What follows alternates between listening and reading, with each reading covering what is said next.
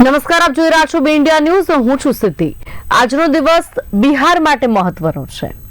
જે પ્રમાણે બિહારનું રાજકારણ, બિહારના પ્રચારો આપણે જોયા અને સમગ્ર દેશમાં એના પડઘા જોવા મળ્યા. કોંગ્રેસનો વોટ ચોરીનો આક્ષેપ હોય કે પછી ભાજપના તેમની સામે આક્ષેપ હોય કે પ્રધાનમંત્રીની માતાના ઉપર કરેલા અપશબ્દોથી લઈ અનેક નિવેદનો અને અનેક રાજનીતિના ચઢાવ ઉતાર જોયા. એનું આખરી પરિણામ આજે મતદાન થશે. 18 જિલ્લાની 121 બેઠકો પર આજે મતદાન થશે, કારણ કે બિહારમાં 2 તબક્કામાં મતદાન થવાનું છે. પણ આજે 121 બેઠક છે, એમાં મહત્વપૂર્ણ બેઠકો પણ છે, કારણ કે 2 ડેપ્યુટી સીએમની બેઠક પણ આમાંથી છે ને 18 મંત્રીઓની શાખ પણ આજે દાવમાં છે. અને બિહારના રાજકારણના ચઢાવ ઉતાર અને કેવા પ્રકારની રાજનીતિ રહેશે, મતદારોનું શું મૂડ છે અને કેવા પ્રકારના પરિણામો આગામી સમયમાં જોવા મળી શકે, અનેક બાબતોની ચર્ચા કરીશું. મહેમાનો જોડાયા છે આપણી સાથે. ભારતીય જનતા પાર્ટીથી નિલેશ સોલંકી આપણી સાથે છે, કોંગ્રેસ પ્રવક્તા મુકેશ વિશ્વકર્મા આપણી સાથે છે, રાજકીય વિશ્લેષક જગદીશ આણેરાવ આપણી સાથે છે. સૌથી પહેલા જગદીશભાઈ આપની પાસે આવીશ. પ્રચારની શરૂઆતથી લઈ અને ગઈકાલ સુધી જે પ્રમાણે બિહારનો મિજાજ જોવા મળ્યો, અનેક મુદ્દાઓ પર થયું રાજકારણ, પણ મુખ્ય કયા મુદ્દા લાગ્યા? કારણ કે પરિણામો પર ચર્ચા અત્યારે થોડી, કારણ કે હજુ મતદાન શરૂ થયું છે, 28% મતદાન થયું છે 11 વાગ્યા સુધી. મતદારોનો શું મૂડ છે તો પછી ખબર પડશે, પણ જે પ્રમાણે પ્રચારો પરથી શું મૂડ લાગે છે બિહારનો? સરસ, પણ આ પ્રશ્ન ખરેખર તમે બંને રાજકીય પક્ષના જે પૂછ્યો એમને પહેલા પૂછ્યું હોત તો વધારે સરસ. હું મારે તો કહું છું, પણ એની પહેલા એક કરેક્શન. હમણાં આપે જ કીધું કે 18 મંત્રીઓનું ભાગ્ય છે, પણ અત્યારે એકચ્યુઅલી 16 મંત્રીઓ છે, જેમાં 11 ભાજપના છે અને 5 જેડીયુના છે. એટલે 16 મંત્રીઓનું આજે મતદાન એમના માટે થઈ રહ્યું છે, ટોટલ 121 માંથી. બીજું, હું પણ સવારથી બધું નોટિસ કરી રહ્યો છું, તો બહુ ધ્યાનાકર્ષણ મુદ્દો એ છે કે ચૂંટણીઓ પ્રચારમાં જેણે જે પણ કર્યું હશે એનું ક્યાંક ને ક્યાંક રિફ્લેક્શન જોવા મળે છે. જેમ કે તમને કહું કે મહિલાઓ ખૂબ મોટી સંખ્યામાં મતદાન કરી રહ્યા છે, અને એનું એક ફેક્ટર 10,000 રૂપિયા જેમને ખાતામાં મળ્યા છે એવું બધા માની શકાય એવું સ્પષ્ટ દેખીતું કારણ છે. બીજું, કોઈએ વોટ ચોરીના આક્ષેપો કર્યા ત્યાં એ ક્યાંય અહીંયા દેખાતું જ નથી. એ પણ એટલું વિઝિબલ છે, કોઈને ખબર જ નહીં આ શું છે. ઉલટાનું જ્યારે ફેક્ટ ચેક કરવામાં આવ્યું ત્યારે રાહુલ ગાંધીએ જે પણ 4-5 નામ આપ્યા હતા બધા ફેક હતા. એને જે પીપીટી ઉપર 1.25 કલાકનું માથું ખાધું હતું એમાં, તો એ ખોટા નીકળ્યા. એટલે લોકોનો પણ એક આક્રોશ જોવા મળે છે. ત્રીજી વસ્તુ, મને એવું લાગે છે કે મેં આખા બિહારના એસેમ્બલી ઇલેક્શનનો શરૂઆતથી જે સ્ટડી કર્યો એમાં એક ધ્યાનમાં આવ્યું કે અત્યાર સુધી માત્ર 2 જ વખત 60% વધુ વિધાનસભાનું વોટિંગ થયું છે. આ વખતે કદાચ હેટ્રિક થઈ શકે, કારણ કે અત્યારે જે ટ્રેન્ડ છે 33% સુધી 11 વાગે થયું હતું. ઘણી વૈશાલી છે કે એવી ઘણી બધી બેઠકો ઉપર, તો ત્યાં 30%થી વધુ વોટિંગ અત્યારે થઈ ચૂક્યું છે. એમાં મહિલાઓનું ખૂબ વિશેષ પ્રમાણમાં જોવા મળે છે, એટલે ખૂબ પોઝિટિવ આસ્પેક્ટ કહેવાય. તો એનું એક રિફ્લેક્શન એવું આપણે માની, એનું આ કેમ રિફ્લેક્ટ થાય છે, તો જે 20 વર્ષથી જે સરકાર છે અને મહિલાઓ માટે ખૂબ જ યોજનાઓ બનાવી છે. તમને કહું, માનો કે 50% આરક્ષણ એમને લોકલ સિવિક બોડીઝમાં આપ્યું છે. એને કારણે મહિલાઓ ખૂબ જ, એમણે જે કન્યા કેળવણી માટે જે સ્કીમ્સ 5 વર્ષ 7 વર્ષ પહેલા શરૂ કરી, એનું રિફ્લેક્શન અત્યારે એને જેનો લાભ મળ્યો છે એ ફર્સ્ટ ટાઈમ વોટર્સ છે, એ લોકો આવી રહ્યા છે. બીજું, જે વિકાસની વાત જેણે કરી એ રિફ્લેક્ટ થઈ રહ્યું છે. મતદાતાઓને લાગે છે કે અમને ખૂબ જ સારી ગવર્નન્સ મળી છે. તો એને કારણે આ પેટર્ન જોઈ શકાય છે કે જે પણ જે કઈ પાયા વિહોણા મુદ્દાઓ હતા, જેમાં જેને બિહારના મોડેલની ખબર નથી, બ્રાઝિલિયન મોડેલની વાત કરે તો એ આજે પણ જોઈ શકો છો કે બહુ હાસ્યાસ્પદ સ્થિતિ આવી ગઈ છે. તો એને કારણે પેટર્ન એવી લાગે છે કે ખૂબ જંગી મતદાન થઈ રહ્યું છે, ખૂબ મોટા પ્રમાણમાં થઈ ગયું. હું લગભગ 30 વર્ષથી ઇલેક્શન સાથે સંકળાયેલો છું, તો અત્યારે જે 30-33% સુધી વોટિંગ ક્યાંક 39 સુધી પહોંચી ગયું છે. તો એ જે વોટિંગ પેટર્ન બતાવે છે, ગુજરાતમાં કેટલી બધી નગરપાલિકાથી એટલે કોર્પોરેશનથી લઈને તાલુકા પંચાયતથી લઈને છેલ્લે આ લોકસભાની ગઈ ત્યારે ગયા વર્ષે એમાં હું કામ કરેલું છે. તો 30% વોટિંગ તો 3 વાગે કે 3:30 વાગે 30% થતું હતું. તો આપણને એવું લાગે એટલે માંડ 50-60% જેવું વોટિંગ થાય, પણ એ સવારે તો પહેલા 2 કલાકમાં 6%, 7% એટલું જ રહેતું હતું. અહીંયા સવારે જ 15, 13, 14, 15% સુધી પહોંચ્યું. બીજા ફેઝ માટે બીજા 2 કલાક 11 વાગ્યા સુધી 38% સુધી ઓન એન્ડ એવરેજ તમે 28% કહી શકો છો, કારણ કે પટનામાં ઓછું થયું છે. પણ બિહારમાં વોટિંગ માટે ખૂબ જ જબરજસ્ત ટ્રેન્ડ ચાલી રહ્યો છે. એમાં મહિલાઓ ખૂબ જ આગળ પડી. તમે જે અત્યારે વિઝ્યુઅલ્સમાં બતાવો છો એમાં પણ જોઈ શકો છો કે મહિલાઓ દેખાય છે.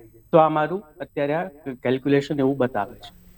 બિલકુલ, વોટિંગ પર્સન્ટેજ તો વધ્યા છે, પણ જેમ કીધું એમ કે સાંજ સુધીમાં જોઈએ કે આંકડાઓ ક્યાં પહોંચે છે અને ખરેખર આંકડાથી કોને ફાયદો થાય છે. નિલેશભાઈ, આપની પાસે આવીશ. બિહારની વાત કરીએ છીએ એટલે લાલુજી આજે એવું નિવેદન આપ્યું કે રોટલી બંને સાઈડ શેકતી રહેવી જોઈએ, ફરવી જોઈએ, નહીં તો બળી જાય. 20 વર્ષથી એકની એક સરકાર છે, ફેરબદલ થવી જોઈએ. શું લાગે છે આ વર્ષે શું થશે બિહારમાં? જી સિદ્ધિજી, નમસ્કાર આપના બી ઇન્ડિયાના પ્રેક્ષક મિત્રોને. જે રીતે નીતિશ સરકારે ત્યાં ખૂબ જ સારું એવું શાસન કરેલું છે એનડીએના સમર્થનમાં, એટલે એનડીએની સરકાર ફરીથી બને છે તેવો અમારો આત્મવિશ્વાસ છે. અને જે રીતે જંગલ રાજ જે કહેવાતું હતું કે બિહારમાં, મેં ઘણા ત્યાંના જે પ્રવાસ થઈને આવેલા છે એમની જોડે મેં ઘણી ચર્ચા કરી. તો પહેલા એવું કહેવાતું હતું કે જ્યારે લાલુની સરકાર હતી કે ત્યારે એ લોકોના ગઠબંધન વાળી સરકાર હતી ત્યારે સાંજે 6 વાગે એક જંગલ રાજ જ કહેવાય કે સાંજે 6 વાગ્યા પછી તમારે કમ્પલસરી ત્યાં બધું બજારો બંધ થઈ જતા હતા, કારણ કે ત્યાં કટ્ટા માફિયા, લૂંટફાટ, મર્ડર થતા હતા. આજે નીતિશ સરકારમાં ખૂબ જ સારો લો એન્ડ ઓર્ડર થયેલો છે. થોડી વાર લાગી પણ 100% હું આપને કહીશ કે એમાં સફળતા મળી અને રાતે 10 થી 11 વાગ્યા સુધી ત્યાંના બજારો ચાલુ રહી છે. નીતિશ સરકાર, એનડીએ જે અમારી ગઠબંધન વાળી સરકારમાં આજે જે રીતે મતદાન સવારે 7 વાગ્યાથી ચાલુ થયું છે કે 121 બેઠક માટે વોટિંગ થયું છે. હું માનું ત્યાં સુધી સવારનો હું ન્યૂઝ ચેનલ જોઈ રહ્યો છું, ખૂબ જ લાંબી કતારો સીધી બની રહી છે. અને આ કતારો એવું સૂચવે છે કે ભારતીય જનતા પાર્ટી અને એનડીએની સરકાર એક સાથે મળીને ફરીથી સરકાર બનાવશે. અને ત્યાં જે રીતે જે જંગલ માફિયા રાજ હતું કે જે રીતે ત્યાં વિકાસ અટકાવી દીધો હતો, એ વિકાસ ફરીથી આગળ વધશે. અને ખૂબ જ સારું એવું નીતિશજીનો ખૂબ જ સારો એવો અનુભવ છે ત્યાંના વ્યક્તિઓ માટે કે જે જંગલ રાજમાં જે નહોતું થતું એ થયું છે. હું આપને થોડા આંકડા આપીશ કે ત્યાં 4 સેન્ટ્રલ યુનિવર્સિટીઓ બની છે. ત્યાંના જે જન ભાગીદારી, જે જનતા માટે જે કામ કરવામાં આવે છે, ત્યાં ઇન્ડસ્ટ્રીઓ આવેલી છે, ત્યાં વિકાસ દર વધ્યો છે. ત્યાં ભૂખમરો જે હતો કે પહેલાના સમયમાં લોકોને લૂંટીને, કે ભાઈ લાલુ સરકારમાં આપણે જોયું છે કે એમને કદાચ આ જ 10 અઠવાડિયાની અંદર એક વર્ડિક આવવાનો છે કે એમને સજા સંભળાવવાની છે. હવે એમના સમયમાં આપણને ખ્યાલ જ છે કે સુપ્રીમ કોર્ટે સજા પ્રાવધાન આપ્યું હશે તો એમના સમયમાં કે જમીનની બદલેમાં નોકરી, એટલે આ રીતનું 1000 કરોડનો ઘાસચારો, એટલે આવા કેટલાય કૌભાંડો થયેલા છે. જ્યારે આજે નીતિશ સરકારમાં તમે જો ગમે તેટલા આક્ષેપ થયેલા છે, પણ આજે નીતિશ સરકાર સ્વચ્છ રીતે એનડીએ ની સરકારમાં સામેલ છે. જે રીતે સેન્ટ્રલ ગવર્મેન્ટમાં પણ અમને સારો ટેકો મળ્યો છે. અને ત્યાં પણ જે બિહારમાં જે આટલું મોટી ઇલેક્શન થઈ રહ્યું છે 2 તબક્કામાં, 14 તારીખે હું આપને કહીશ કે માત્ર ને માત્ર મતદાન પેટીઓમાંથી એનડીએ ના સિમ્બોલ વાળું કમળ નીકળશે. એનડીએ ની સરકારના જે ગઠબંધન છે એમના સિમ્બોલિક થશે અને ફરીથી અમારી સરકાર ત્યાં રિપીટ થાય છે. જે રીતે ત્યાં મોદીજીએ જે નીતિશ સરકાર ડબલ એન્જિનની સરકાર કહી શકાય કે એમને જેટલું બી સેન્ટ્રલમાં બિહાર માટે જેટલું પણ માંગેલું છે, જેટલું બી એમને વિકાસ દર માટે કે જે વિકાસશીલ માટે કે જેટલા ભાઈ એમને ફંડ માટે આયોજન કરેલા છે, એ ફંડ બધા જ ફંડ દિલ્હી સરકારે આપેલા છે. અને બિહાર ખૂબ જ મોટું રાજ્ય છે, યુપી પછી બિહાર કહી શકાય છે. તમે જોયું હશે કે દિલ્હીની સીટ ઉપર જવું હોય તો યુપી બિહાર થઈને રસ્તો નીકળે છે. એવું આપણને બધાને ખ્યાલ છે કે સૌથી વધારે તમારે દિલ્હીની સરકાર જીતવી હોય, સમગ્ર ભારતમાં તમારી સરકાર બનાવવી હોય, ત્યારે યુપી અને બિહારની સીટો તમારે જીતવી પડે. અને આ 100% સાચું બનેલું છે કે જે રીતે અમારે મોદીજીએ જે રીતે 3જી વાર શપથ લીધા, તો બંને વાર જે ગઠબંધન વાળી અમારી એનડીએ છે, અમારી સાથે એલાયન્સ પાર્ટી પહેલા પણ હતી અને આજે પણ છે. અમે ક્યારેય કોઈ જગ્યાએ કોઈને નુકસાન નથી કરતા, અમે સાથે રાખીએ છીએ. અને એટલા જ માટે તમે જોયું હશે કે નરેન્દ્ર મોદીજીનો ત્યાં પ્રવાસ હતો, ત્યાં એટલી બધી જનમેદના ઉમટી પડી હતી કે નાના બાળકથી માંડીને વૃદ્ધો સુધી, મહિલાઓ, દીકરા દીકરીઓ, બધા જ લોકો નરેન્દ્રભાઈને જોવા માટે, તેના પ્રત્યાશીને જોવા માટે એક ઉમળકાભેર લોકો લાઈનમાં ઉભા હતા. અને આપણે જોઈએ છે કે એ સમગ્ર એ એમનો પ્રેમ બતાવે છે. નીતિશ સરકારમાં તમે જોયું હશે કે નીતિશ સરકારમાં સુશાસન આવેલું છે, સારું એવા કામો થયેલા છે, બિહારને આગળ લાવવા માટેના એક પ્રયાસો થયેલા છે અને પ્રયાસો સફળ છે. ખૂબ જ મોટું રાજ્ય છે. 100% હું આપને કહીશ કે આગામી દિવસોમાં અમારી સરકાર બનશે તો જે કામો, જે નવી યોજનાઓ લાવશે, જે કામો અટકી ગયેલા છે એ કામો ફરીથી આ જ એનર્જી પૂર્વક ડબલ એન્જિનની સરકાર એ આગળ વધારશે. અને 100% હું માનું છું કે 14 તારીખે એનડીએ ની સરકાર ફરીથી ત્યાં રિપીટ થાય છે. ત્યાંના જેટલા બી પપ્પુ ટપ્પુ અલ્લુ જેટલા બી છે એ લોકો જેટલા આક્ષેપો કરતા હતા એ આપણે જોયું છે કે એ વાહિયાત હતા, એ પોતાની રાજનીતિ જમાવવા માટે કરતા હતા. અને જ્યારે પોતે ત્યાંના લાલુ જે સિનિયર આગેવાન કહી શકાય કે એક દિગ્ગજ નેતા એ પોતે ભ્રષ્ટાચારમાં જેલમાં જવાના હોય તો આપણને ખબર જ છે કે ત્યાંની જનતાને ખબર પડી ગઈ છે કે ત્યાં દલિતો, વંચિતો, પીછડાઓને માટે સરકાર હોય તો એનડીએ સરકાર જ છે. અને ત્યાં ભ્રષ્ટાચાર, કરપ્શન જે રીતે 14 તારીખે સજા પડશે તો આપણને ખ્યાલ જ છે કે વિપક્ષને ખૂબ જ મોટો ઝાટકો વાગવાનો છે. અને એનાથી પણ મોટો ઝટકો 14 તારીખે એનડીએ ની સરકાર બનશે તો વિપક્ષી ત્યાં ધ્વસ્ત થઈ જશે. જી જી જી જી જી શું થશે તો 14 તારીખે જોવા મળશે. મુકેશભાઈ, જે મુદ્દા સાથે કોંગ્રેસ હતી, ભલે વોટ ચોરીને લઈને રાહુલ ગાંધી બોલ્યા, પણ જે આક્રમકતા ગઠબંધનમાં કોંગ્રેસની દેખાવી જોઈએ એ ક્યાંક ઓછી હતી. અત્યાર સુધીના મતદાન પરથી શું અપેક્ષાઓ છે ને શું લાગે છે? પ્રથમ તો મને એવું લાગે છે કે જો ભાજપ અને એનડીએ ના હોય તો આ દેશ પાછો માટી થઈ જાય. જેમ પેલા 2014 પેલા માટી હતી ને, અને હવે વિકસાયો દેશ. અને જો આ ભાજપ જતું રહે તો દેશ પાછો માટી થઈ જાય એવું લાગે છે મને. આ લોકો એટલા બધા સપનામાં નાચે છે, કઈ વાંધો નહીં. પછી એમની ભાષા કેવી છે, લેવલ તો છે નહીં એનું. એ અપ્પુ ટપ્પુ બોલે છે એટલે પણ તમારું લેવલ ક્યાં છે ને એ ક્યાં છે. અમે લોકલાડીલા પ્રધાનમંત્રી કહીએ છીએ કારણ કે અમને ખબર છે કે આપણે પ્રધાનમંત્રી નથી, પણ જે રીતે સંસ્કાર ટેવાયેલા લોકો બોલે એનીથી કઈ વાંધો નહીં. 121 બેઠકોનું હાલ બિહારમાં મતદાન ચાલી રહ્યું છે. આપના કહેવા મુજબ 28% મતદાન 11 વાગ્યા સુધી થયું છે. 3.75 કરોડ મતદારો અને 1314 ઉમેદવારો મેદાનમાં છે. અને 10.72 લાખ મતદારો પ્રથમ વખત મતદાર આપી રહ્યા છે એવું ચૂંટણી પંચનું કહેવું છે.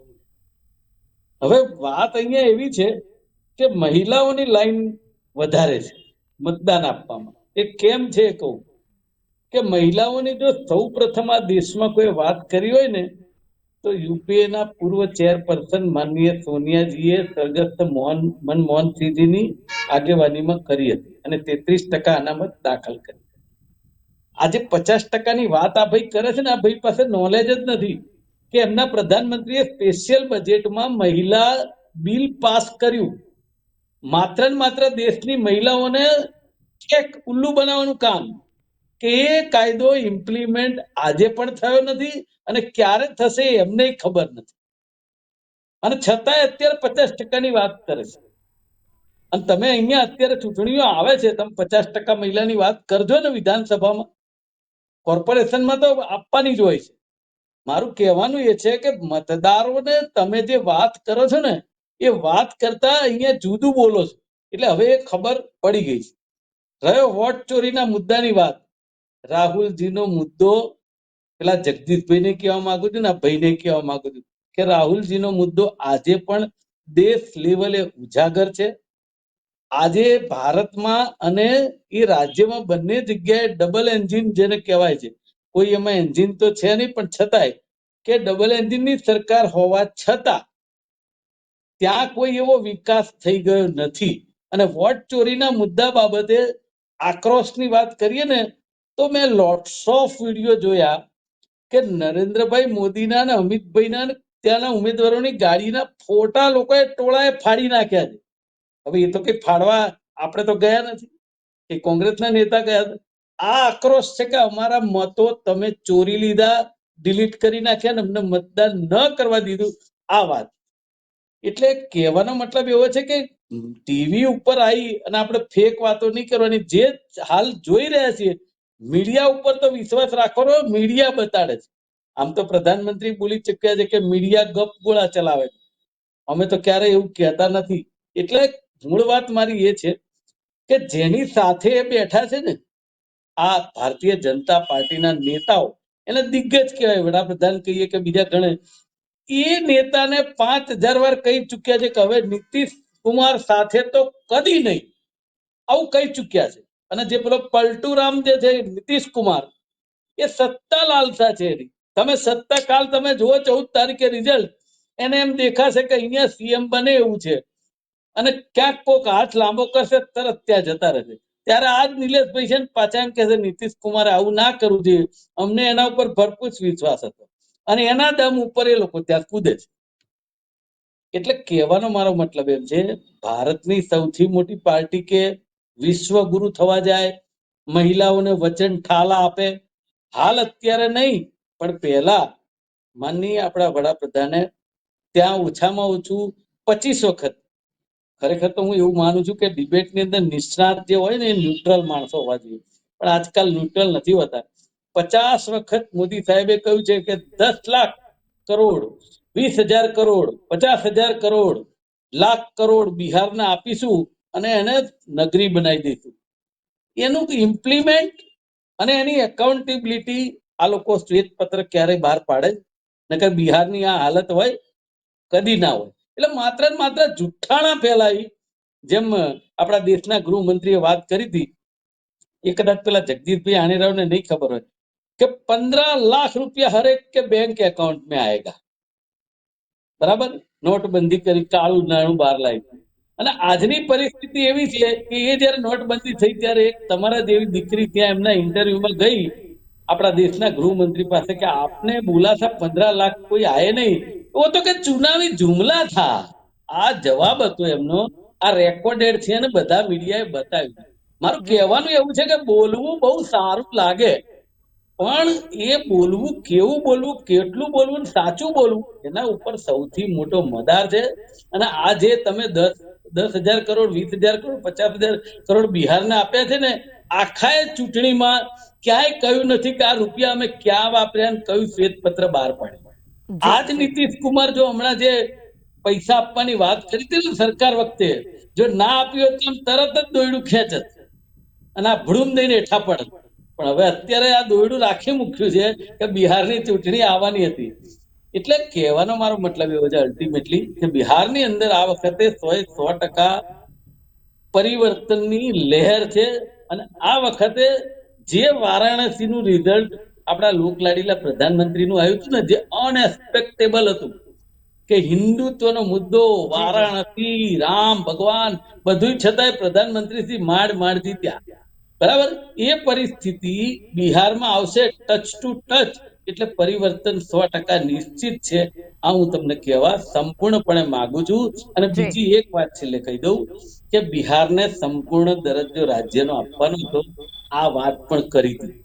આ કશું જ કરી નથી શક્યા. અને જે મહિલાઓની લાઈન દેખાય છે ને બેન, એ લાઈન છે કે ગુજરાતની જેમ બિહારમાં દારૂબંધી કરી છે, અને ગુજરાત કરતા ખરાબ પરિસ્થિતિ છે. ગુજરાતમાં ગલીએ ગલીએ મળે છે, ત્યાં દારૂબંધી જેવું કઈ છે જ નહીં. એટલે જે રીતે ત્યાં આગળ કાયદોની વ્યવસ્થા કથળી છે ને, એના લીધે મહિલાઓ કંટાળી ચૂકી છે, એટલે મહિલાઓની લાઈન વધારે છે. બિલકુલ બિલકુલ બિલકુલ. લાઈન અત્યારે મહિલાઓની વધારે છે, એ પછી ભાજપ તરફી છે કે કોંગ્રેસ તરફી એ તો સમય બતાવશે. પણ જે વિશ્વાસ, જી વિશ્વાસ તમે વ્યક્ત કર્યો કે તમારા મુદ્દાના કારણે છે ને, ભાજપનું કેવું છે કે એમણે જે સહાય આપી એના કારણે છે, પણ એ તો વોટર જાણે કે એમણે કયા વિચારે કોને મત આપ્યો છે. આપણે આંકલન કરીએ છીએ. જગદીશભાઈ, વાત અહીંયા બિહારની થઈ ત્યારે સૌથી હાઇલાઇટમાં જંગલરાજ વર્સિસ વિકાસ આ મુદ્દો મુખ્ય હતો. પછી એમાંથી પેટા ગમે તે આવ્યા. 20 વર્ષથી ત્યાં શાસન છે બિહારનું, અને જેમ કીધું મુકેશભાઈ કે આ વર્ષે પરિવર્તન પાક્કું છે. ગુજરાતમાં તો 30 વર્ષથી છે પણ પરિવર્તન નથી થયું. શું લાગે છે, ખરેખર પરિવર્તન થશે કે પછી થોડી ઘણી સરસાઈથી જે માર્જિન જોવા મળી એ પ્રમાણે થશે, કે પછી ખરેખર એનડીએની જ સરકાર બનશે? હું પ્રોટોકોલમાં માનું છું, એટલે કોઈએ ગપ ગોળા કે એવું કર્યું હોય તો હું ચૂપ રહું છું મારા નામ સાથેના. એટલે હું અપેક્ષા રાખું કે બધા સંસ્કારી હોય અને વચ્ચે ગપ ગોળા ના છોડે. તો મુકેશભાઈ માટે કારણ કે સન્માનનીય છે, આદર છે, એટલે અને અધરવાઇઝ પણ બીજા કોઈ હોત નાના હોય તો હું બોલત નહીં વચ્ચે, જે સંસ્કારિતાનું પ્રતીક ગણી શકાય. તો હવે હું બોલું છું. મુકેશભાઈ મારે એટલું કેવું છે કે તમે ડંફાસો મારી છે, તમે જે શબ્દ વાપરે ને એ જ હું વાપરું અને શાંતિથી સાંભળો. આવે બિહારમાં 2005માં જ્યારે નીતિશની સરકાર આવી ત્યારે તમે સાંભળતા નથી, તમને એક જ સંભળાય છે, પપ્પુ બ્રાન્ડ જે હશે એ જ સંભળાતું હશે, તો સાંભળો આવે મારી વાત. 2005માં સરકાર આવી ત્યારે સ્થાનિક સ્વરાજ્યની વાત કરી હતી મેં, અને ત્યાં 50% એમણે મહિલા માટે આપેલી છે, જે તમે એ કરી શકો છો. થોડો સ્ટડી કરીને આવો. મારી પાસે વિધાનસભાની વાત કરો છો, વિધાનસભાની. એક મિનિટ નહીં, ખોટી વાત તમે કરો છો. સાંભળો એટલે મેં કીધું. મારું સાંભળો ફરીથી તમે. સાંભળી લો. નહીં, મેં વાત કરી જ નથી. તમે ખોટું નહીં બોલો ને સાંભળો મારું. હું વચ્ચે નથી બોલ્યો. બીજું, તમે જે 10,000 કરોડ કે છે ને, એવા માટે તો માફી તમારા વોટ ચોરીના જે ચોર છે ને એને જ કેટલી વખત કોર્ટમાં માફી માંગી છે.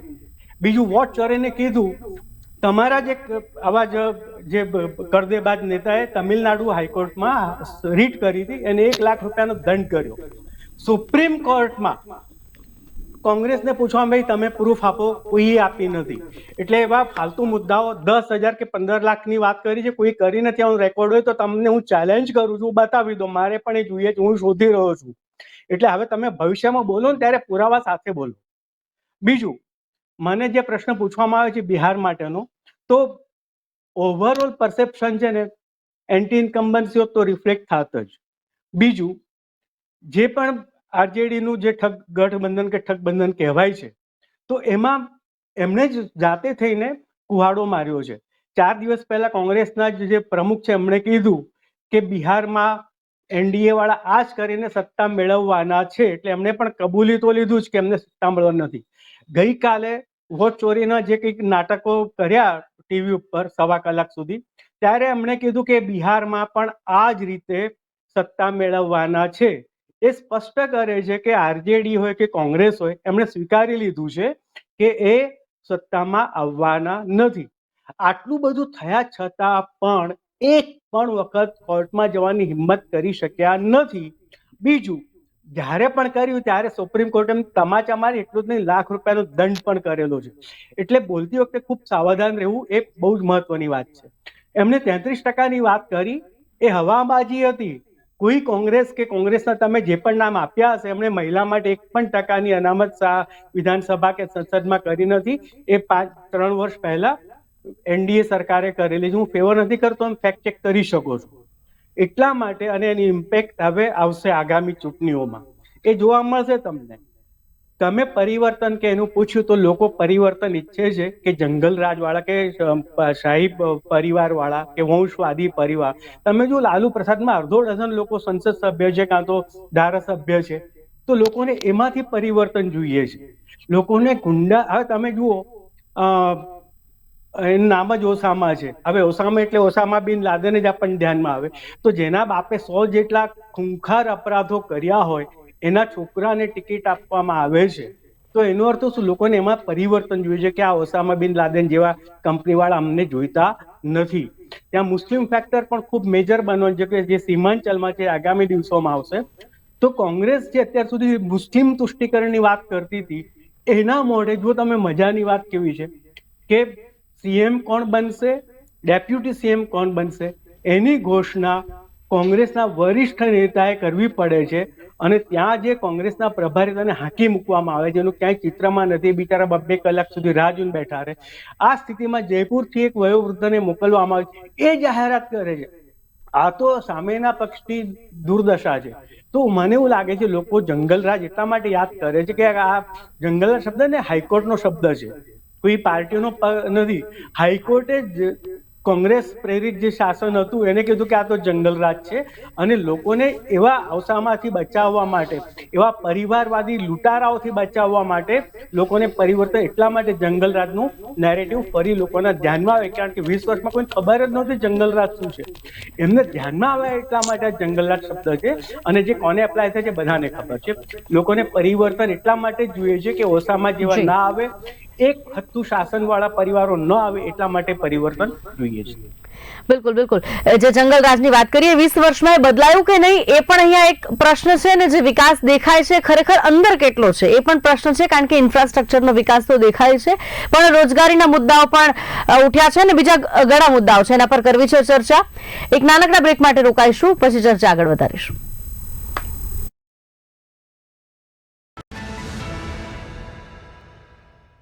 Muthoot finance gold loan Sonari सोच प्रोग्राम में તમારું ખૂબ ખૂબ સ્વાગત છે. વણકમ મિसेस અય્યર, સો કે માં? Thanks for talking sir. મારું સોનું મારી દીકરીને ક્રિકેટર બનાવી રહ્યું છે. Super super. કુમાર સાહેબ તમે જણાવો શું હાલચાલ છે? અરે એકદમ જોરદાર સાહેબ, મારું સોનું મારા ટ્રાન્સપોર્ટ બિઝનેસમાં તેજી લાવી રહ્યું છે. વાહ, શું વાત છે. તો તમારા સોનાને કામ પર લગાડો. આજે જ કોલ કરો 1-800-313-1212 પર.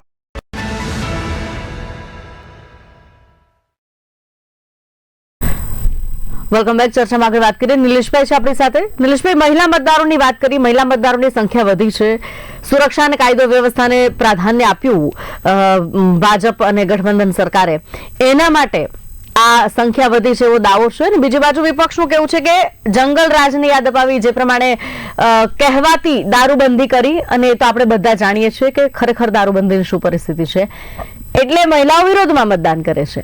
ખરેખર મહિલાઓ માટે ચોક્કસ માપી શકાય એવા પગલા લેવાની ખાતરી શું આપી છે ભાજપે? પહેલાના શાસન પહેલા 20 વર્ષમાં શું થઈ શક્યું, જે હવે કરવાનું છે, શું બાકી રહ્યું, એની વાત કેમ નથી થતી? માન્ય નરેન્દ્રભાઈએ જે રીતે જે અત્યારે હાલ ચુનાવ પ્રચારમાં ત્યાં ચાલી રહ્યો છે કે અત્યારે 121 બેઠક ઉપર 18 જિલ્લામાં જે રીતે વોટિંગ ચાલી રહ્યા છે, 2015 ના આંકડા આપું ને સિદ્ધિ, તો આ મુકેશભાઈને ખ્યાલ આવશે કે કોંગ્રેસની આજે ધરા ક્યાં છે.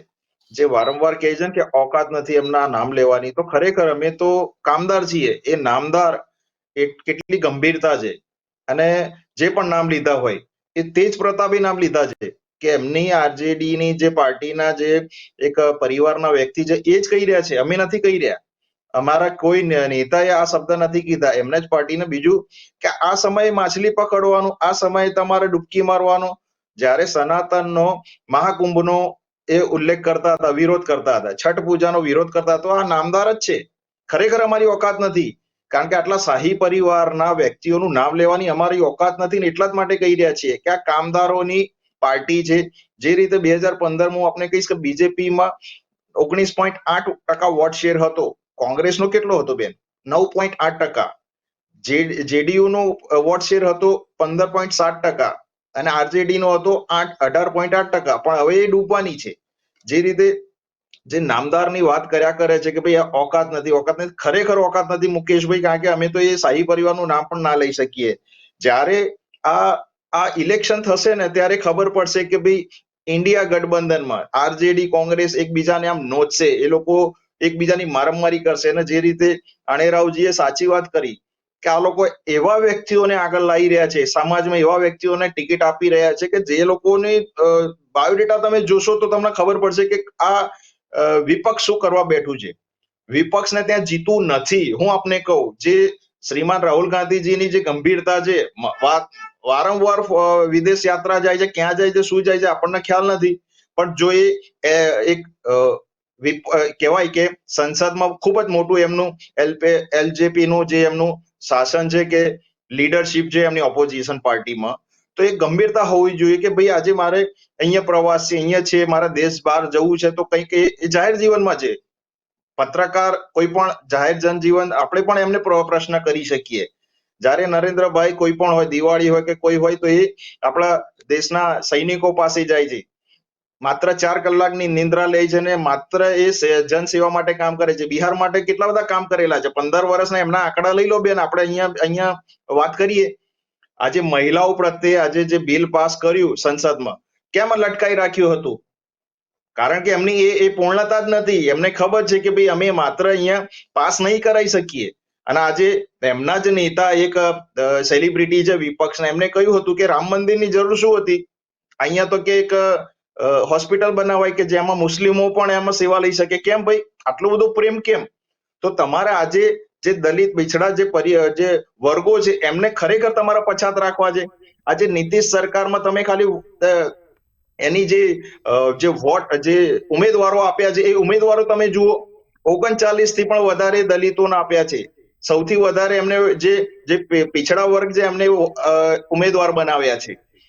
આજે સબકા સાથ સબકા વિકાસ ડબલ એન્જિનની સરકાર છે. એટલા જ માટે હું આપને કહી રહ્યું છું કે લાઈન લાગી રહી છે. 14 તારીખે મને આમંત્રણ કરજો, મુકેશભાઈને પણ આમંત્રણ આપજો, આપણે ડિબેટ કરીશું ને તમે જોજો કે આજે ત્યાં વિકાસ કામ કરી રહ્યો છે, આજે ત્યાં ઇન્ફ્રાસ્ટ્રક્ચર કામ કરી રહ્યો છે. એમના શાસનમાં શું હતું? કટ્ટા કુશાસન, કરપ્શન. કેમ નથી જવાબ આપતા? લાલુ યાદવની જે સજા પડવાની છે કેમ નથી? કેમ ગઠબંધન છે એમની? પૂછો એમને શબ્દ. તેજ પ્રતાપે કેમ અમને પપ્પુ કહ્યા હતા? મેં નથી કહ્યા. મારે તો શ્રીમાન રાહુલ ગાંધીની મારી ઓકાત નથી, કારણ કે તો બહુ મોટા નામદાર છે, આપણી તો એ ઓકાત નથી. પણ આ કામદારોની પાર્ટીને એટલા જ માટે કહી રહ્યો છું કે જ્યારે બિહારમાં ખૂબ જ સારું શાસન ચાલતું હોય, સુશાસન ચાલતું હોય, ઇન્ફ્રાસ્ટ્રક્ચર આવી રહ્યું છે, બહારની કંપનીઓ આવી રહી છે, ત્યાંના લોકોની રોજગારીને સર્જન થઈ રહ્યું જી જે છેવાડાના ઘર સુધી ત્યાં વિકાસ થઈ રહ્યો છે. આજે તમે અમારા ઉમેદવારોની તમે યાદી જોશો તો બધા લોકોને એક પ્રતિનિધિત્વ આપ્યું છે. પણ જ્યારે મુકેશભાઈ જ્યારે પોતા એ સામેવાળાને છે ને અભ્યાસુ ના હોય એવું વર્તાવે છે, અને પોતે કેટલા જ્ઞાની છે, પણ ભાઈ જ્યારે કબૂતર આંખો બંધ કરે ત્યારે એને દુનિયા એવું લાગે કે ભાઈ દુનિયા કોઈ જોતું નથી, પણ ના, એ પોતે આંખો બંધ કરે છે, દુનિયા તો જોવે જ છે. એટલે કોઈના અભ્યાસ વિશે મહેરબાની કરી ના જવું. અને સાચી વાત છે, નામદાર છે, એમનું અમે ખરેખર એમનું નામ ના લઈ શકીએ, કારણ કે કામદારોની અમારી પાર્ટી છે. અને નરેન્દ્રભાઈ જે નીતિશ સરકારને જે અમારી એનડીએ ની ગઠબંધન છે, તમે જુઓ કે 2024માં જે રીતે એમને સપોર્ટ મળ્યો અને એનડીએ સરકારમાં જે રીતે નીતિશજીને જે અમારા જે ગઠબંધનમાં પાર્ટી હતી, એલાયન્સ હતી, અને જે રીતે અમે સાથ આપ્યા, કોંગ્રેસને પૂછી લો કેટલી પાર્ટીઓનો સાથ સહકાર આપ્યો છે. માત્ર જીતવા માટે ગઠબંધન, માત્ર જીતવા માટે મંદિરોમાં જવાનું, માત્ર જીતવા માટે હિન્દુઓનો સહારો લેવાનો, માત્ર જીતવા માટે રામ મંદિરમાં તમારી ઈચ્છા હોય ત્યારે તમે નામ લો, એનું અપમાન કરો. મહાકુંભનું એમના એક અધ્યક્ષ છે મલ્લિકાર્જુન ખડગેજી, એમને તો કહ્યું ભાઈ મહાકુંભમાં જવાની જરૂર શું છે? પૂછો, આ તો મીડિયા ડોમેનમાં પડેલું છે.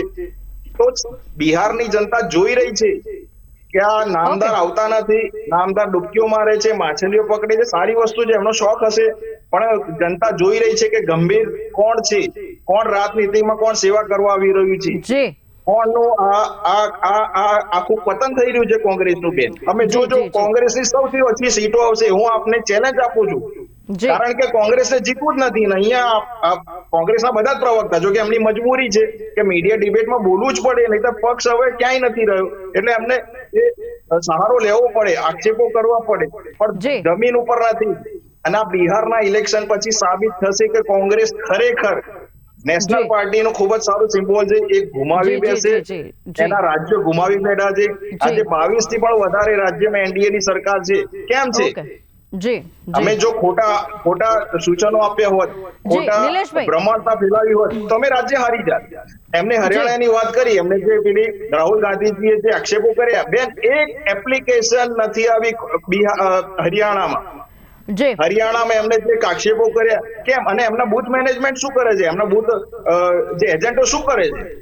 જો આક્ષેપો કર્યા હોત તો એપ્લિકેશન આવી જોઈએ ને. આપણે બેઠા છીએ, ઇલેક્શન કમિશનની સાઈડ ઉપર જોઈ લો, હરિયાણામાં એક એફિડેવિટ નથી આપી, તો વોટ ચોરી કઈ રીતે બની શકે? એમને જે રીતે ઘૂસપેઠીઓના જે એસઆઈઆર નો કેમ એમને વિરોધ કર્યો, આપણને ખબર જ છે કે એમના ફેક વોટ કપાય છે. જી વાત તમે હરિયાણાની કરી, પણ બિહારની કરી. હરિયાણાની વાત પણ છે જ, એ પણ જે મોડેલનું નામ આપ્યું તો એ મોડેલે કીધું કે મારા ફોટાનો ખોટો યુઝ થયો છે, અને પોતે ટ્વીટ કર્યું છે. મુકેશભાઈ, બિહારની વાત કરીએ. બિહારમાં વોટ ચોરીના મુદ્દા પર, આખા દેશમાં વોટ ચોરીના મુદ્દા પર કોંગ્રેસે આખું કેમ્પેન કર્યું. તો બિહારમાં જ્યારે એસઆઈઆર લાગુ થયું ત્યારે કોંગ્રેસના બીએલએ હતા, એમણે જ્યાં પણ લાગ્યું કે વોટ ચોરી થાય છે, કે ડુપ્લિકેટ વોટર છે, કે બરાબર મતદાર યાદી નથી, તો એ બૂથ પર ફરિયાદો કેમ ન કરી? થતી હતી વોટ ચોરી, તો એ ન થાય એ માટે ત્યારે તો એકદમ સરસ બધી આખી પ્રક્રિયા પૂરી થઈ ગઈ, એસઆઈઆર થઈ ગયું, મતદાર યાદીનું શુદ્ધિકરણ થઈ ગયું. પછી શું કામ આ સવાલ કે હજુ વોટ ચોરી થાય છે? કારણ કે હજુ આજે પણ બૂથ પર પણ આ નારા લાગ્યા વોટ ચોરીના, થઈ ગયું છે ત્યાં શુદ્ધિકરણ, એસઆઈઆર થયા પછી પણ આ સવાલ કેમ? બેન, શુદ્ધિકરણની તો કોઈ વ્યાખ્યા જ નથી. કોંગ્રેસમાં ગમે તેવો માણસ હોય કે બીજી પાર્ટીમાં ગુંડો હોય, ભાજપમાં આવે ને એટલે શુદ્ધિકરણ થઈ જાય છે. એટલે મતદાર યાદી થાય ને આ દેશમાં, એમાં કઈ જ ખોટું નથી. અને વાત જે વોટ ચોરીની ભાજપ કરે છે એવું કેમ કહ્યું છે કે ચૂંટણી પંચ છે ને આ દેશની સ્વાયત્ત સંસ્થા કહેવાય છે, પણ ચૂંટણી પંચને તમે એક ફોન કરો ને તો જવાબ તરત પેલી બાજુથી ભાજપમાંથી આવે, બોલો શું કેવું હતું. એટલે ભાઈ આ તમારો સવાલ નથી, આ ચૂંટણી પંચનો છે. એટલે વેમ આવે કે આ ચોરી કરી. બીજી વાત એવી છે, મને એવું થાય છે કે મને અત્યાર સુધી મારી ડિબેટ કરતા કરતા મને 10 વર્ષ થઈ ગયા, પણ મેં જે ન્યુટ્રલ પર્સન હોય છે ને એ ભાજપ તરફી હોય છે ઘણા, એવું નથી હોતું, માનતા હોય વિચારધારા. પણ આટલા બધા કટ્ટર હોય છે ને એવો મને પહેલી વાર અનુભવ થયો કે લેવલ વગરની વાત કરવી રાહુલ ગાંધી માટે. કે મારું તો હું પોતાનું કાર્યકર્તા છું કોંગ્રેસનો, તો હું નરેન્દ્રભાઈ મોદી હોય કે અમિતભાઈ શાહ હોય કે કેટલાય નેતા હોય, આપણે એની બહુ પ્રોટોકોલમાં માનવા વાળો માણસ છું. અને લોકો પ્રોટોકોલની વાત કરીને ગમે તેમ બોલતા હોય, પણ એનાથી કઈ ફરક નથી પડતો દેશને કે દેશના નેતાઓ. પેલા ભાઈ વાત કરતા હતા નામદારની, તો એ નામદાર હતા, નામદાર છે અને નામદાર રહેવાના. એમાં તમારું કાંઈ ના આવે ભાઈ. પણ હા, તમે જે પેલા ભાઈ હમણાં પરિવાર ને વંશવાદની વાત કરતા હતા, તો એમણે કાલે જો એમનામાં નૈતિકતા હોય ને તો એક છાપામાં આપે કે આપણા દેશના ગૃહમંત્રીના દીકરા કયા સ્થાન ઉપર બેઠા છે ક્રિકેટમાં, એ જરાય કે એમાં પાછો વંશવાદ નહીં આવે, કારણ કે એમનો દીકરો કહેવાય એટલે ના બોલી શકે. પેલા ભાઈ ગુનેગારોની વાત કરતા હતા, તો આપણા ગુજરાતના પ્રમુખ ભારતીય જનતા પાર્ટીના જયારે થયા ત્યારે એમના પર કેટલા કેસ હતા એ નિલેશભાઈ પૂછજો. તમે પેલા હરીશો જોવો પછી બીજાને કહેવા બેસો. તમે ક્યાંય કશું કહેવાને લાયક નથી. સરકાર આવી જાય એ જ અગત્યનું નથી, સમજી લો. ચૂંટણી લડવી, જીતી જવું, પૈસા આવી જવા અને તાઇફા કરે રાખવા એ જ મહત્વ નથી. પ્રજાના કામ કેટલા થાય છે એ અગત્યનું છે. મહિલાઓના કામ કેટલા થાય. મહિલાઓનું બિલ લટકાઈને એક જાતનું ખાલી ફ્રોડ જ છે. કેમ પાસ થયું છે બિલ? હું ક્યાં એમાં ખોટું બોલું છું કે એ બિલ તમે ઇમ્પ્લિમેન્ટ થયું છે હજી સુધી? નથી થયું. તો પછી મારું એવું કહેવું છે કે તમે કર્યું ક્યારે પાસ? આ 3 વર્ષ થઈ ગયા, તો શું કરવા તમે આવી રીતે મહિલાઓને ખાલી ચૂંટણી સભામાં કહેવા માટે આવું કરો છો? હમણાં પેલા જગદીશભાઈ કહેતા હતા, એમને મને લાગે છે 15 લાખ આપવાના કીધા હતા, ત્યારે એ ક્યાંય આવતા નહીં હોય નિષ્ણાત તરીકે, એટલે એમને ખબર જ નથી. એ વખતે એમને કહેવાની જરૂર ના પડી કે અમિતભાઈ આવું કેમ બોલે 15 લાખ આएंगे, અને પછી કીધું એ તો ચુનાવી જુમલા था. એટલે આ તો એવી વાત છે, અમે કરીએ લીલા તમે કરો પાપ. આવું બધું ડબલ એન્જિનમાં જ ચાલે, અહીંયા ના ચાલે. ડબલ એન્જિનની સરકાર કેવી છે ને એ ગુજરાતમાં હાલ અત્યારે સીધી આપણા ખેડૂતો જોઈ રહ્યા છે કે કેવા એન્જિન ક્યાં ચાલે છે. બિચારાની નિર્મમ હાલત છે, લોકો આત્મહત્યા કરી રહ્યા છે, છતાંય કોઈનામાં કોઈ વસ્તુ છે નહીં એક માનવતા જેવી. રોજ જાહેર થઈ રહ્યું છે હમણાં કરશે, હમણાં આટલા કરશે, બસ આટલી વાતો. બિહારના લોકોની જો આ લોકોએ પ્રગતિ કરી હોય આ 20 વર્ષમાં અને બિહારના લોકોનું સારું કર્યું હોય તો બિહારના લોકો તમે જુઓ આખા ભારત દેશમાં બિચારા મજૂરી કરવા જાય છે. બધી જગ્યાએ તમે જુઓ આઈપીએસ ઓફિસર પણ હોય છે, અધિકારી પણ હોય છે, પણ મોટા ભાગના લોકો મહારાષ્ટ્રમાં, ગુજરાતમાં, બીજા અલગ અલગ રાજ્યોમાં એ લોકો આજીવિકા માટે જાય છે. તો શેના માટે? તમે જો એવું કરી નાખ્યું હોય બિહારમાં, તો આ જે જનતા છે શેના માટે બીજા રાજ્યમાં જાય? કોઈના મા બાપને છોડીને કોઈને જવું ના ગમે. હા, અમેરિકા જો જવાનું થાય તો ગમે, કેનેડા જવાનું થાય તો ગમે, પણ બિહારથી ગુજરાત ને મહારાષ્ટ્રના બિચારાને પાછું તહેવારમાં વતન જવાનું હોય ને તો સાહેબ બિચારાને 10-10 ગણા બ્લેકમેલમાં પૈસા આપવા પડે. ત્યારે તો એ બસો ઉપર ચડી, ટ્રેનો ઉપર ચડી પોતાના જીવના જોખમે વતનમાં જાય છે. આ પરિસ્થિતિ બિહારની 20 વર્ષમાં આ ડબલ એન્જિને ભેગા થઈને કરી છે ને એની મતદાનની લાઈનો છે. 14 તારીખે આવી જશે બહાર, કઈ 100%. પણ હંમેશા કોંગ્રેસે તો 8 જ સીટ જીતી હતી, મને ખબર છે. કોંગ્રેસ બિહારમાં ક્યાંય પિક્ચરમાં નથી એવું કહીએ તો ચાલે, પણ ભારતીય જનતા પાર્ટીને છે એક જમાનામાં 2 જ સીટ હતી, એ ના ભૂલવું જોઈએ. બરાબર? અને કોનો સમય કેવો ક્યારે આવે છે કોઈને ખબર નથી. આ દેશની બિલકુલ. પ્રજા છે, ગમે ત્યારે પેલી રોટલી શેકવાનું કરે ને, બે બાજુ શેકવી પડે, ગમે ત્યાં શેકી નાખે, ખબર ના પડે. આ બધી શેકી મારેલી આપણી એક બાજુ છે. એટલે અમે તો જી. હંમેશા ધરાતલ ઉપર જ વાત કરીએ છીએ. ક્યારેય કોઈ બીજી પેલા ભાઈ બોલતા ડંફાસ, આવી કોઈ ડંફાસ મારવામાં આવતી જ નથી. ડંફાસ કોને મારી કહેવાય કે જે એક જ તરફનું જોઈ શકતા હોય, બીજી આંખ જ બંધ હોય, એક જ તરફ દેખાય. જય શ્રી રામ, નરેન્દ્રભાઈ મોદી, ભાજપ આ કરતા હોય એને જ આ દેખાય. હું જી. કઉ છું ન્યુટ્રલ જુઓ ને. અને તમે જે વાત કરો છો વંશવાદની, તો વંશવાદ તમારા ભારતીય જનતા પાર્ટીમાં નથી એવું જી. હું તમને લખીને મોકલી દઈશ. આ જગદીશભાઈ નંબર મોકલજો, હું ભાજપમાં કેટલો વંશવાદ છે ને એ મોકલી દઈશ. આ જી. રાહુલ ગાંધી ને તો ગાંધી ફેમિલી છે, પણ જે ભારતીય જનતા પાર્ટીમાં વંશવાદ ગાંધી છે family છે અને જ નહીં. કેટલું જય શ્રી રામ ચાલે છે ને એ જી. હું એમને લખીને મોકલી દઈશ કે કયા ભાજપના નેતા, કયા આરએસએસ ના નેતા, કયા વિશ્વ હિન્દુ પરિષદ નેતા, કયા કઈ જગ્યાએ મુસલમાનો જોડે જોડાયેલા છે, આ બધું લખીને મોકલી દઈશ. જી, જી, જી. દેશની પ્રજાને માત્ર હિન્દુ મુસલમાનના નામે ઉલ્લુ બનાવીને મત લેવાનું માત્ર ચૂંટણી વખતે કામ કરે છે. એ હવે પ્રજા જોઈ ચૂકે છે ગુજરાતમાં પણ, કે જે રીતે બિલકુલ. હિન્દુ મુસલમાનને તમને મુસલમાન મારશે આવું કહીને જ મત લીધા છે. એ જી. હવે લોકો સમજી ગયા છે કે તમે વિકાસની વાત કરો ને, રોડ સારાની વાત કરો ને, બીજો જી. ઉતારી લેવા પડે એ વાત કરો ને, તમે જી, હિન્દુ જી, મુસલમાનની વાત શું કરવા કરો છો? તમે 30 જી. વર્ષથી બેઠા છો તો તમે અમને બચાવવાનું કામ આજે પણ એ જ કરો છો જી. કે જે હમણાંથી તમને બીક છે. એટલે જી. આમાંથી બહાર આવવું જોઈએ.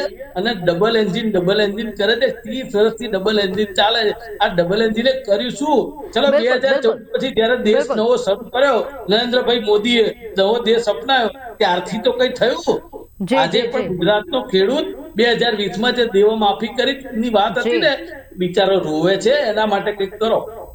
જી જી જી બિલકુલ બિલકુલ. વાત આખી ઉલટી થઈ ગઈ છે. પેલા ભાજપ વિકાસની રાજનીતિ પર હતું, હવે કોંગ્રેસ કહે છે કે વિકાસની રાજનીતિ કરીએ, અને એ ઉલટું પરિણામોમાં થાય કે નહીં એ જોઈએ. પણ જગદીશભાઈ, હાઇડ્રોજન બોમ્બની વાત કરી હતી રાહુલ ગાંધીએ, અને હરિયાણામાં પણ મતદાન પહેલા એમણે આખું જે રીતે કેમ્પેન કર્યું, એ બ્રાઝિલિયન મોડલની વાત હોય કે જે તમે પણ પહેલા કીધું, અને એ મોડલે પણ સ્પષ્ટતા આપી કે એમના ફોટાનો મિસયુઝ થયો છે. વાત અહીંયા એ છે કે મતદાન પહેલાનો હાઇડ્રોજન બોમ્બ બિહારમાં કેટલી અસર કરશે. બીજું જે અત્યારે મુકેશભાઈ પોતે જ બોલ્યા કે હવે જનતા જવાબ આપી દેશે, જનતા મતદાન કરી દે, જનતા બતાવી દેશે ભાજપને કે પછી એના ગઠબંધનને. એટલે એક બાજુ મતદાન પર વિશ્વાસ નથી અને બીજી બાજુ મતદારો પર વિશ્વાસ છે. આ બંને તરફે કેવી રીતે વાત થાય? જો ખરેખર ગડબડી જ થાય છે તો જનતા કોંગ્રેસને પણ કેવી રીતે સમર્થન આપશે? આ પ્રશ્ન પણ અહીંયા થાય. અને સ્વાયત્ત સંસ્થા પર અહીંયા પ્રશ્ન કરે છે, એના પર પણ એક રિએક્શન જોઈએ કે એ કેટલું યોગ્ય છે. એસઆર તો થઈ ગયું છે બિહારમાં. સ્વાયત્ત સંસ્થા એટલે ઇલેક્શન કમિશન સ્વાયત્ત સંસ્થા છે. હું મારા વડીલ શ્રી મુકેશભાઈને પૂછવા માંગુ છું કે ટીએન શેષનનું નામ સાંભળ્યું હશે? યસ કે નો કહી શકો છો? જી. હા, એ કોણ હતા એ તમને ખબર હશે. એ કેમ એનો જાણે? અવાજ નથી આવતા પણ ભાઈ. જી હા, એ નહીં નહીં આવે. સંભળાય. બાય ડિફોલ્ટ આ નામ નહીં સંભળાય. જી જી એટલે ભાઈ તારો સંભળાય એમનો નથી આવતો એમ કહું. સાંભળી લો નિલેશભાઈ, 2 મિનિટ. સંભળાય. હા, ટીએન શેષન છે ને, એ કઈ પાર્ટીના સંસદ સભાના ઉમેદવાર હતા એ કહો. કોંગ્રેસના. હા, એટલે ઇલેક્શન કમિશન ને કોંગ્રેસ ડાયરેક્ટ સંબંધ છે. બીજું એક નામ આપું, MS ગિલ સાહેબ હતા. એ કોના સંસદ એટલે સભ્ય હતા? અત્યારે છે ને એમ કહું છું હું અત્યારે. એક મિનિટ હવે વચ્ચે નહીં, મારો આન્સર આપો. તમે જે જોડો છો ને એવું એક નામ બીજું બતાવો કે જેને કોંગ્રેસ સાથે સંબંધ, એટલે બીજા પક્ષો સાથે સંબંધ હોય. એટલે તમે એ કહેતા નહીં, એટલે તમે ફેક્ચ્યુઅલી એકદમ ખોટા છો, હું જાહેરમાં કહું છું. બીજું, નયનતારા સહગલ કોણ હતા? એમને તમારા ખોટા કહેવાથી મને એક મિનિટ નહીં, તમારો જ પ્રશ્ન આપું છું. તમે જય શાહનું કહો છો ને એટલે જ હું, નયનતારા સહગલ કોણ હતા તમને ખબર નહીં હોય, કારણ કે મને ખબર છે. વિજયાલક્ષ્મી કોણ હતા તમને નહીં જ ખબર હોય અને સંભળાશે પણ નહીં. નહેરુ પરિવારમાં અમિતભાઈના દીકરા ક્યાં બેઠા છે? એક મિનિટ નહીં, વચ્ચે નહીં. અમે તમને ગૃહમંત્રીના દીકરા ક્યાં બેઠા છે? એની જ વાત કરું છું. આ નામ એના જ આપ્યા, દેશના પ્રધાનમંત્રીના બહેનોના નામ આપ્યા, જે તમને ખબર નથી, કારણ કે તમે એક પક્ષી જુઓ છો. તમે જય શ્રી રામ બોલતા નથી ને, એટલે આ તમને એક પક્ષી ધૃતરાષ્ટ્ર જય શ્રી રામ આખા વિશ્વના છે કે તમારા એકલાના છે? ભાજપના છે? મારા નથી. આખી દુનિયાના છે. હું એ જ કહેવા માંગુ છું. એ વિશ્વ હું એ જ કહેવા માંગુ છું હું એ જ કહેવા માંગુ, તમે સારું થયું બોલ્યા. તો હવે તમે ગૂગલમાં સર્ચ કરજો નયનતારા સહગલ અને બીજું નામ આપ્યું વિજયાલક્ષ્મી પંડિત, એ કોણ હતા એટલે તમને ધ્યાનમાં આવશે. જય શાહ છે ને એની રીતે આવ્યો છે આગળ. અને આઈસીસી જો તો શરદ શું પવાર વાત છે? કોંગ્રેસના કેટલા અલા ભાઈ જયભાઈ સાનંદ અમિતભાઈને તમે ના ઓળખો એટલા વર્ષથી હું ઓળખું છું. મુકેશભાઈ, શરદ મુકેશભાઈ, પવાર જવાબ આપવાનો હું સમય ફેક આપીશ. કરવાની આવી. તમે જવાબ સમજો, આપવાનો ગુજરાતમાં રહું છું, અમદાવાદમાં રહું છું, એની બાજુમાં રહું છું, મારા જન્મથી ઓળખું બહુ છું, સારું અને થયું. ભાઈ મને તોય આટલું સમજાવે. નથી ખબર, તોય આટલી નથી અરે ખબર. તમે જુઠ્ઠું બોલો દુઃખ છો, થાય છે જુઠ્ઠું. મને. આ એ કોણ છે? તમે ગૂગલમાં સર્ચ કરી શકો છો, તમે સર્ચ જાતે અરે કરી ભાઈ શકો મને છો કે ગૂગલ ની જુઠ્ઠા ક્યાં તમે જરૂર? કહું છું, હું જોડે રહું છું, આજે મારો આ બંગલો એટલે જ એમની નથી બાજુમાં છે ખબર. યાર. આ દીવા તળે અંધારું એ આ નામ છે. જી જો તો છે. શરદ પવાર કેટલા વર્ષો સુધી બીસીસીઆઈ ના આઈસીસી ના હતા, કેટલા કોંગ્રેસ ના હતા, અને એમને ક્યાં રમતા આવડતું નતું, બોલ ની સાઈઝ શું છે ખબર નથી, એ ત્યાં કેટલા વર્ષો સુધી એટલે ખુરશી બચાવી કોંગ્રેસમાં તો પડ્યા વંશવાદ હતા. એક છે એવું મિનિટ તમે નહીં, કીધું, ભાજપમાં હું તો બતાવું કહું છું, છું. હું નહીં, બધા જ કહે છે, બધા જ કહે છે, બધા જ કહે છે. તો મારો પ્રશ્ન આ હતો, એ તમને મેં આન્સર આપ્યો કે ક્રિકેટની વાત કરી જઈશ એટલા માટે કે પરિવારવાદની. તો આ નયનતારા સહગલ અને વિજયાલક્ષ્મી જોઈ લેજો એમને જી, કઈ પોઝિશનમાં હતા. અત્યારે પણ નહેરુ ખાનદાનના કેટલા પરિવારો ક્યાં છે, જી 3000 નામ તો એમના નામે છે. તો જી. મારો પ્રશ્ન હતો બીજું, તમે જે વોટ શેરની વાત કરી એ સુરસુર્યું જ છે, કારણ કે જે માઠક બંધન છે એમાં એક જણ સિવાય કે બીજું કોઈ તમે વાત એક કરતું જ બાજુ નથી. જુઓ છો ને એટલે તમને સુરસુર્યું જ લાગવાનું. એક મિનિટ મુકેશભાઈ, હાઈકોર્ટે જ કીધું છે, હાઈકોર્ટે એક જ મિનિટ કીધું, સુપ્રીમ કોર્ટે એક મિનિટ કીધું. મારો 1 લાખ પ્રશ્ન હતો, રૂપિયા એનો એટલા જવાબ માટે લઈ લઉં કે એની બિહારમાં અસર થશે હા. કે નહીં? બરાબર, એનો સવાલ લઈ લઉં, પછી તમને જવાબ આપો. નંબર 1. નંબર 2 કે જ્યારે આ છે ને એમને નામ કટ કર્યા, આ કહે છે 21 લાખ તો એમાં મૃત્યુ પામેલા હતા. હવે એમની વોટ બેંક કોંગ્રેસની હતી કે મૃત્યુ પામેલા એમના નામે વોટ આવી, એટલે એમને બળતરા થઈ. વોટ ચોરી થઈ નથી, શુદ્ધિકરણ થયું છે, જે સુપ્રીમ કોર્ટે માન્ય કર્યું છે. અને એની સિદ્ધિબેન, આપણે વિરુદ્ધમાં બીજી તમે ડિબેટમાં પિટિશન કરી તો કોંગ્રેસના નેતાને 1 લાખ રૂપિયા દંડ થયો છે. એટલે વોટ ચોરીનો શો કોંગ્રેસ સિવાય બીજું કોઈ આ લાખ કરતું નથી. એના જે રૂપિયા પણ સાથી પક્ષો હશે કોઈ જી. નથી કરતું. જી જી મુકેશભાઈ ને અન્ય જગ્યાએ જવાનું છે. મુકેશભાઈ જોડાયા બદલ આભાર. જગદીશભાઈ, એક વાત, અહીંયા બિહારની વાત થાય છે એટલે અત્યારે ઇલેક્શનમાં હું તમને બૂથનું નામ આપું, છાપરામાં એવો આક્ષેપ થયો કે મતદાર યાદી જી છપરામાં, સોરી છપરા, 150 લોકોના નામ ગુમ છે મતદાર યાદી પરથી. એટલે આ બધા આક્ષેપો અત્યારે થાય છે. એટલે સવાલ અહીંયા એ જ કે જયારે એસઆઈઆર થયું ત્યારે આ લોકો ક્યાં હતા? જેમણે હાઇડ્રોજન બોમ્બની વાતો કરી એ જયારે મતદાર યાદીમાં સુધારણા થતી હતી ત્યારે ક્યાં હતા? ત્યારે આક્ષેપ ન કર્યા, અને હવે મતદાનના આગલા દિવસે આ પ્રકારના હાઇડ્રોજન બોમ્બની વાત કરે છે. એટલે બે વસ્તુ થાય કે કાં તો એમની વાતમાં કોઈ તથ્ય નથી અને કાં તો હાર સામે દેખાય છે. બિલકુલ આ સામે તમને કહું, 30મી સપ્ટેમ્બરે આ ફાઇનલ લિસ્ટ જાહેર થયું, એટલે સવા મહિના પહેલા 30 સપ્ટેમ્બરે, અને એ બધાને શેર કરવામાં આવ્યું છે. દરેક પોલિટિકલ પક્ષની હાજરી. જ્યારે આ રિવાઇઝ થયું ને ત્યારે પણ એના BLA જે શબ્દ હોય છે દરેક પાર્ટીના હોય જ છે. તો એક પણ એમને પણ એની ઉપર સહી કરી છે, ક્યાંય વિરોધ નથી. એમને દેખાઈ રહ્યું છે અને એમણે ઇનડાયરેક્ટલી કબૂલી જ લીધું છે કે આ લોકો આવવાના છે. હવે હારવાનું કારણ શું આપવું? તો વોટ ચોરીને આપે છે, બાકી એમાં દમ નથી. એક પણ રિવિઝન માટે એપ્લિકેશન સુપ્રીમ કોર્ટે જ કોંગ્રેસને પૂછ્યું હતું, કેટલી આપી, અને એના માટે પોસ્ટપોન પણ કરી હતી હિયરિંગ. તો બીજા દિવસે પણ એમણે કીધું એક પણ આવી નથી, અને એની મુદત પૂરી થયા પછી પણ એમણે કીધું અમે આવશે તો કન્સિડર કરીશું. ઘણા લેવલ હતા, એવું નથી કે ફિલ્ટરિંગનું એક જ લેવલ હતું. તો એના માટે એ લોકો પ્રયત્ન કર્યા, એક પણ અરજી ગઈ નથી. ચલો બાકી છોડો, કોંગ્રેસના બે લેતો હતા 15,000 થી ઉપર હતા, એ કેમ ના એમણે સહી કરી ઉપર? એટલા માટે એમના ત્રાસ થાય છે. બીજું, આ નામ જે ગાયબ થયા છે મને ખબર નથી કોણ છે, પણ સ્ક્રુટિનાઇઝ કરશો ને તો એવા નામ હશે કે જેને પોતાને એની BLA ઉપર કોંગ્રેસની જ સહી હશે, અને હવે બૂમો પાડે છે. એટલે વાહિયાત વાત છે. હાઈકોર્ટમાં અને સુપ્રીમ કોર્ટમાં આ બાબત આવી ગઈ છે, અને એકદમ આ સંવિધાનિક છે. SIR બિલકુલ વેલિડ છે, બંધારણ સંમત છે. અને બીજું, BLA SIR ક્યારે નહેરુથી શરૂ થયું હતું, અને છેલ્લે જયારે UPની સરકાર હતી ત્યારે પણ થયું હતું. આ એક નિયમ. જી જગદીશભાઈ સાથેનો સંપર્ક અપાવશો, એમની પાસે આગળ જઈશું. પણ નિલેશભાઈ, ખૂબ જ ટૂંકમાં, સમયનો અભાવ છે એટલે મને ખાલી એ વાત જાણવી છે. હલો નિલેશભાઈ, અવાજ આવે છે? જી જી જી જી જી, બીજા મુદ્દા પર ફરી કરીશું ચર્ચા, પરંતુ જે હાઇડ્રોજન બોમ્બની અહીંયા વાત થઈ, વોટ ચોરીની વાત થઈ, એટલે મારો પ્રશ્ન ફરી ત્યાં જ હતો કે એસઆઈઆર ત્યાં થવું, હવે ગુજરાતમાં પણ થવાનું છે. રાજકીય પક્ષોના બીએલએની ભૂમિકા હોય છે કે એસઆઈઆર થતું હોય, સુધારણા થતી હોય ત્યારે જ જો કોઈ ગડબડી લાગે તો ત્યારે જ ફરિયાદ કરી શકાય. ત્યારે કોઈ ફરિયાદ ન થઈ અને આજે મતદાનના દિવસે કહે છે કે એક બૂથ પર 150 મતદારોના નામો ગાયબ છે, એટલે કેટલું તથ્ય છે એમની આ વાતમાં? ટૂંકમાં કહેજો. જો તથ્ય સહેજ પણ નથી, કારણ કે એક સ્વાયત્ત સંસ્થા જે રીરાવે આખા જ એક્ઝામ્પલ આપ્યા કે જે ટીએમ સેશન છે, ગીલ, જે આ બધા નામ હું લઈને જ બેઠો હતો, અને મુકેશભાઈ જે રીતે એક વિશેષજ્ઞનો આક્ષેપ, વિશેષજ્ઞ તમારા કોંગ્રેસ બાજુ બોલે છે તો સારા છે અને તે સાચાનું સાચું બોલે છે તો પછી એ વિરોધ કરે છે, એવું ના હોવું જોઈએ. અને વોટ ચોરીની આપને સમગ્ર ઇતિહાસ, આખા વિશ્વનો ઇતિહાસ ખબર છે કે સ્વર્ગીય ઇન્દિરા ગાંધીજી ઉપર સુપ્રીમ કોર્ટે, ઇલાહાબાદ કોર્ટે એક પ્રતિબંધ મૂક્યો હતો. કેમ મૂક્યો હતો? કારણ કે ખોટી રીતે જીત્યા હતા. એમનો ખોટી રીતે જીતવાનો એક આખો કુટુંબનો ઇતિહાસ છે. બાબા સાહેબ આંબેડકરના 73,333 વોટ આજે પણ ઇતિહાસ છે કે એમને ખારીજ કર્યા હતા, અને આખું એ એક બુકમાં લખેલું છે. જે રીતે રાહુલ ગાંધીજી, એમને ખબર છે, મુકેશભાઈ કોંગ્રેસના પ્રવક્તા બોલી છેવટે કે ભાઈ બિહારમાં કોંગ્રેસ જ નથી, એ પિક્ચરમાં જ નથી. તમે સમજી શકો છો કે હવે પાર્ટ ટાઈમ એ ટૂંકી મારે ખ્યાલ નથી, પણ નરેન્દ્રભાઈએ જે રીતે વાત કરી છે, બિહારનો વિકાસ આપવો છે, ત્યાંના યુવાનોને રોજગારી આપી છે, એજ્યુકેશન આપવું છે, સારું ઇન્ફ્રાસ્ટ્રક્ચર આપવું છે. એસઆઈઆર ની તમે વાત કરી, એસઆઈઆર આજે ગુજરાતમાં લાગુ થઈ ગયું છે.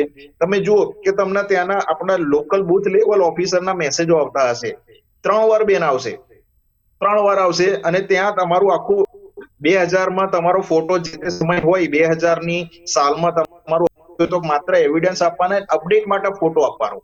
કારણ કે 2000 તમારો ફોટો, 2025 તમારા જે ફિઝિકલ ચેન્જીસ થયા હોય તો અપડેટ વાળો ફોટો લાગશે.